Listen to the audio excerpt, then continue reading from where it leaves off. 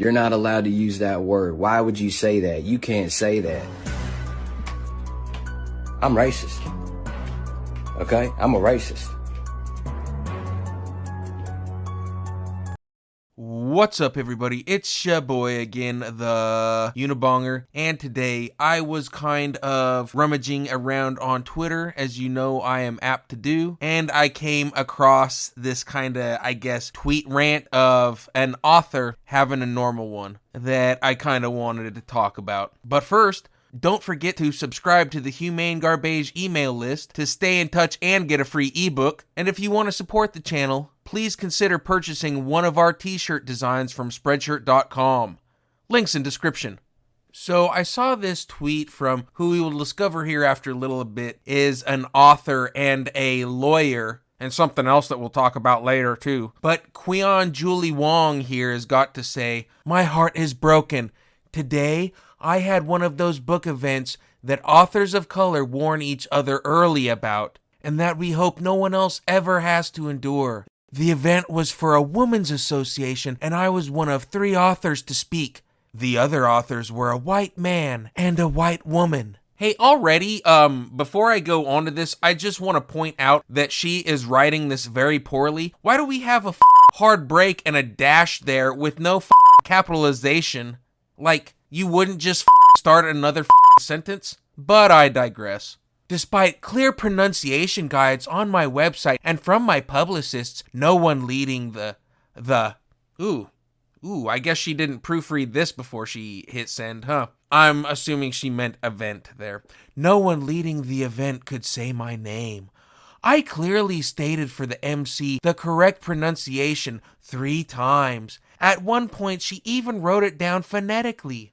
When she introduced the other authors, she gave an original introduction, saying things like, "We are so excited to have her here," and "You might have read about his book in."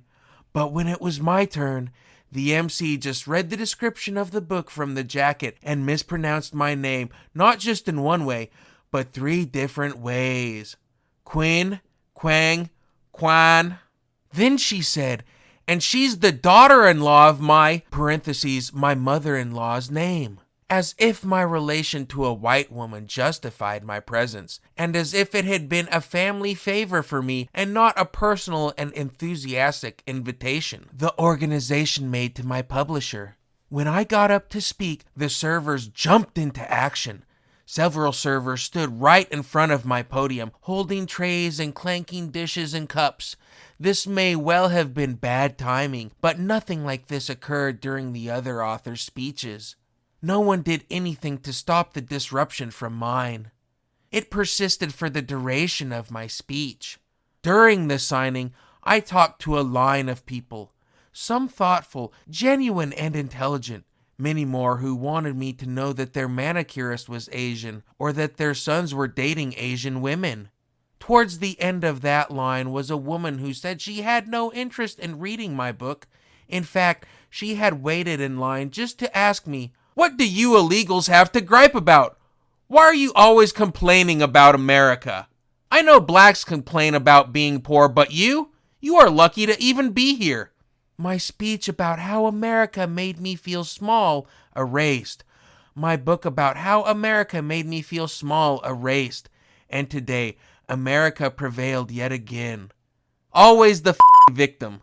That's what authors have really turned into now. If you take a look, but it's a memoir. We haven't talked about those on this channel lately and the veracity of them, huh? And I'm not trying to imply at all that this book has got some falsitudes in it. I have no idea. I'm not going to read it. You probably know that already. But it's just gross to me how authors are now just victims, writing about how big a victim they are. The quote-unquote American dream used to be for these was to come over here and assimilate and work your off and make a better life for yourself. But it has now, unfortunately, morphed into playing the victim and crying wolf as loud and as often as you can, so you can get as many head pats and maybe a couple dollars in your cup, too. I clicked on her picture to take a look at her profile, and you already knew it. There's gold in them thar hills. Ex-undocumented. Litigator. We kind of see some other bullshit here, and then Jewish. Another check mark for the every single time column. My guess is you might want to think twice about talking your mother-in-law and the people she hangs out with, because my guess is you're only half but hey, that's your problem. This sort of writer is exactly what I hate about the current state of the publishing industry. As Jackie Chan would say, it's not for me. And in cases like this, I think, frankly, the best thing you can do is hit that block button as fast as you can.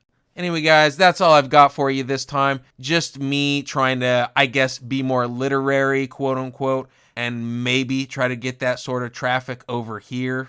But you guys can already tell I'm pretty conflicted about that already too. All these sort of author tubers and book tubers and that whole corner of YouTube, it's pretty and not really for me. But hey, we're trying to write some books and sell them here, so we got to play the game.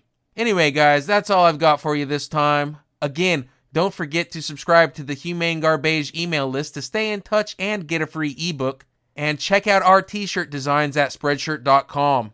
If this is your first time watching a Humane Garbage video, please hit the subscribe button and click the bell to get notifications of new videos sent directly to your phone and inbox. Follow us on social media at Humane Garbage. And as always, remember to hit the pipe harder than you hit your wife and kids.